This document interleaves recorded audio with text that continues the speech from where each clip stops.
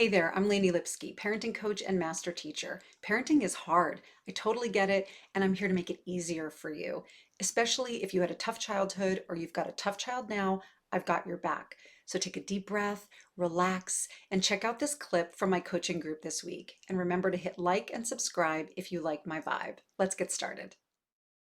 So, I was talking today in my coaching group about boundaries around screen time. Now, I know that this has been a source of frustration for so many parents for so long.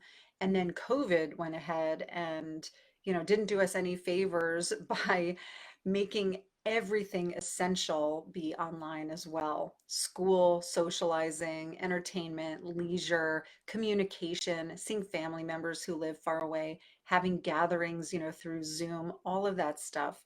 It really put a magnifying glass or miracle grow onto a problem that was already there. And I feel that way about COVID in general, to be honest, that if there was a problem before COVID, COVID just went ahead and put Miracle Grow on it. It didn't necessarily create new problems, it just made them more apparent. And screens was one of them for sure. So, what I want to share with you is something that came up. A parent in my group, in my coaching group, my private coaching group, was talking about how um, she doesn't really know how to hold boundaries around screen time and what are some ideas for holding boundaries around screen time. And I'm going to share some of those with you in case they help you as well. So, one thing that you can do to help set boundaries around screen time, this particular mom's complaint was that she asks her child for for for the child to hand in the screen when screen time is officially up and the child just refuses to do it or lingers a little longer, or says, "Oh, I just need 5 more minutes or 2 more minutes, or let me just show you something." And she gets roped in. Does that sound familiar? Of course it does, because it happens to all of us. And she said, if I give my child an inch, that child wants to take a mile. And we've all been there, right? And it's hard to hold those boundaries. And there were a couple of things that I said could be done in that moment. And then there are some things in general that can be done for your family to help manage the screen time. So in that moment, one thing that you can do is, I know most of you are already giving your child a heads up, like, hey, in 5 minutes, you got to hand in your screen. And they're like, okay, okay. And then the 5 minute mark comes, and lo and behold, they're not handing in their screen so quickly, right? And that can be really frustrating.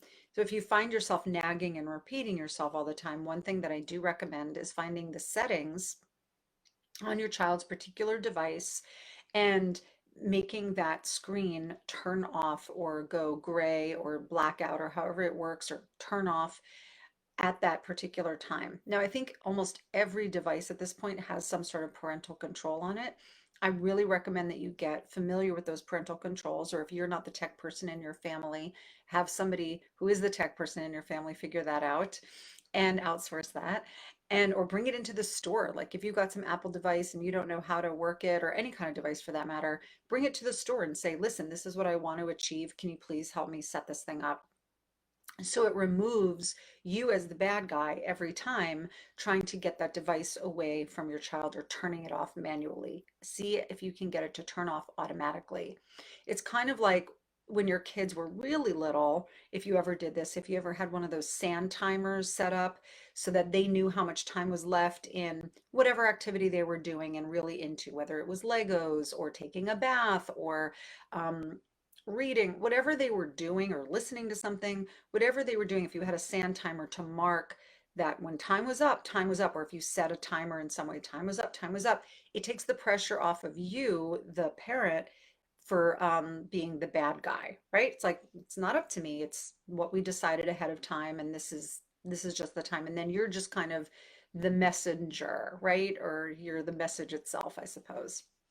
So using those parental controls and getting familiar with those is really, really helpful. Those are things that I definitely use with my own kids, and it has removed a lot of the bickering around screen time, because when it's off, it's just off. And I'll tell you that your kids, just like my kids, are super smart around this stuff, and they will always have a reason to pull at your heartstrings for, "I am getting the highest score on this game. Just let me just finish this game, or let me finish this scene in this movie."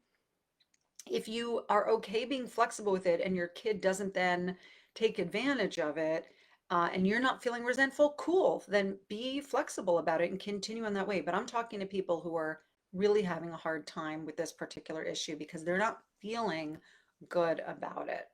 So the parental controls, definitely get on top of that. And again, ask for help if you need help. You don't have to just be like, "Oh, I'm not a tech person. I don't know how to do it." Get help. It really, really will work. The other thing I want to say about that, and was speaking to this mom about it today, and I've seen it myself in my own family, is she said, "But I'm afraid that if I have the screen just turn off suddenly, I'm afraid of what my kid's response is going to be to that. Like, my kid would actually get really, really angry," she said. "I could imagine that there would be some real blowback to that." And she wasn't really prepared to handle that. And this leads us to a really interesting topic around your kids having a reaction to something that you're doing doesn't mean that you are necessarily doing something wrong. They're allowed to have a negative reaction to a boundary that you're setting. This week in this group, actually, I asked if people would put up a GIF or GIF, however you say that word, or in a word, say how you feel about setting boundaries. A lot of times parents are scared around setting boundaries because they don't want the backlash. But I would just am here to remind you that if you don't already know this, tell you for the first time or remind you, either one, that if your child doesn't like the boundary that you're setting, it doesn't mean necessarily that what you're doing is wrong, and it doesn't mean that the boundary is off. It might mean that if your child, how do you know? How do you know the difference? Well, I would say that if your child is older and is able to tell you why they think the boundary isn't fair, not just it's not fair and they don't like it, but they're actually able to construct a reason why it's not fair. And you're kind of like, huh, that's actually a really good point. And I don't want to have that outcome as part of this boundary setting. Then you might want to check in with the boundary and see where you might be able to be flexible about it. I really hope this video was helpful to you. Feel free to share it and use the comments to ask a question or to request a topic for the future. We've got links below for free support with things like discipline, teaching your kids how to be more gritty, and how to be more patient with your kids, plus access to my free coaching group. So be sure to check those links out. And remember, we get one shot at parenthood. Our kids only get one shot at their childhood. So let's make it count. Click like and subscribe, and I'll see you soon.